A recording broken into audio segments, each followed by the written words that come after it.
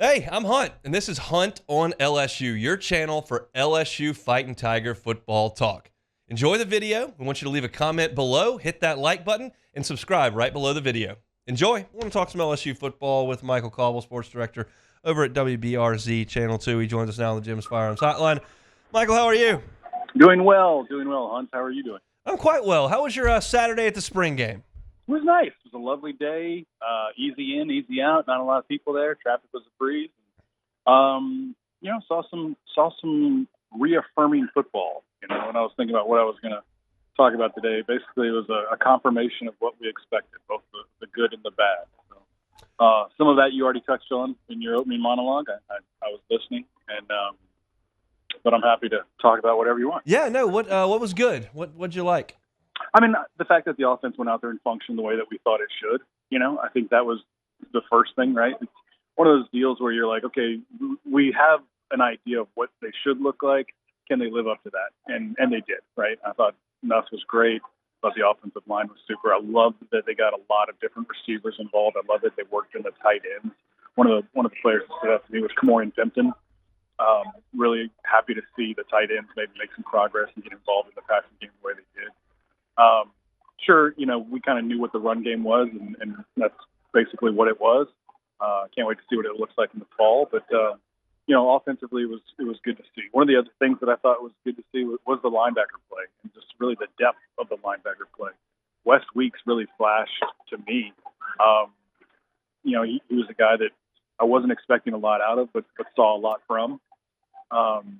And Sean Womack was another player that you saw him make a number of plays, and you're like, okay, maybe the light bulb, turned on for him. So it's something that he can take forward and build upon. So that was some of the highlights, I guess.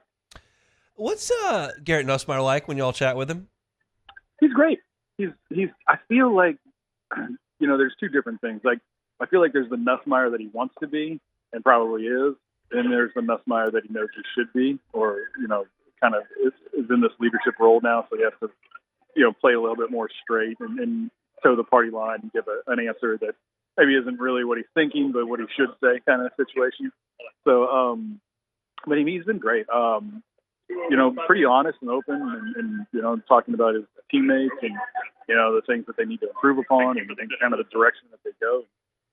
So I just think that from a interview standpoint, he's been fantastic. Does that remind you of anybody that you've covered over the years at LSU? I'm thinking about like specific situations that might have paralleled it. Like Matt Flynn was here a long time before he played. Zach Mettenberger was here for a full year and before he took over and was later in his college career. Like, does it remind you of any of those situations? Maybe in just the seasoned nature of it. Like they know how to play the game, and when I say play the game, I mean do the interviews and handle the media and do the dance kind of thing. Flynn was a very different character. He was interviewing Matt was a little bit of a chore because he didn't really want to talk and didn't want to give anything away. So he was a bit of a pain in the butt, if I'm being honest. And Mettenberger was probably very similar to Flynn in that regard. So Nussmeier's easy. But you do see that polish, I guess, and that experience that you alluded to. I was just wondering, you asked me that. It was a really good question, and there weren't any comps that came to mind right away. So I'm glad you led me down that path because I would not have made that connection otherwise. What about wide receiver?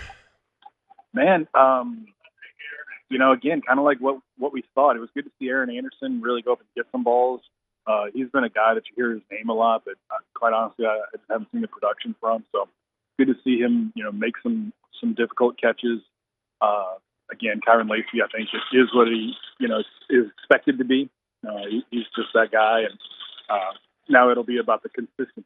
To me, that was the difference with Malik was just the consistency turned up to 100. And like he was able to be that guy every practice, every game, every pregame.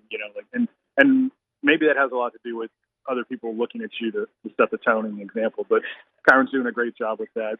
Still would like to see Shelton Sampson get a little bit more involved. I feel like he's waiting where he really needs to be a little bit more aggressive. Still a little undersized, so that might be the thing. But if he has a breakout year, next year, if he's still in Baton Rouge, I could see that kind of having a Brian Thomas type year next year when he grows into his body just even a little bit more. Caleb Jackson's a guy that you've seen for a long time, cover him on Friday nights as well. What do you think about his progress? I think he's fine. Took his eyes off the ball and lost a pitch. And that's him, right? Like honestly, that is Caleb. There's a little bit of immaturity to him. There always has been. And I think it's probably just rooted in his life, like he probably has faced some adversity that he needs to address instead of like deflect, and maybe that's how he gets around it. But, I think Josh Williams is probably a calming factor for him there. It'll be interesting to see what Caden does when he gets on campus. But Caleb is more than capable. I'd still like to see a little bit more burst out of him because I do feel like he kind of plods his way into the line sometimes. That's the one thing I remember from the spring game was like, man, if you hit that, and again, it's your teammates, so if he hits that, he's going to hurt somebody probably. But again, I want to see that consistency. I want to see that energy every game because I feel like he's a guy that's playing at like a 7.5 when he's got the full potential to be a 9.5. Defensively, gave up some big plays, but obviously you mentioned some of the linebackers flashed a bit. What did you think about it? I thought West and Whit playing together was nice. Greg Penn, I think, is really going to be an unsung hero on this team. Major Burns, again, can he stay healthy? Can he stay relevant? He made some plays. There's just issues, though, in the secondary. Sage Ryan, for as veteran as he is, and talented as he was coming here, there's still some things that are happening when he's on the field that shouldn't be happening. The middle of the field safety. So just some concerns there, and the defensive line. Again, you didn't really feel anything from the defensive tackles. Obviously, that's been well addressed, but Womack on the edge, I thought was really, really disruptive. Carpenter, I think 97, a white guy. I don't remember, even thinking about him, and he had a couple of good plays. So there's it's the spring game, right? And there's some plays to be had. I think the thing that was telling, and I heard Moscona talk about it, after the game, was just the second team defense really did get the better of the second team offense, and that's positive going forward, right? I mean, like there's that growth potential there.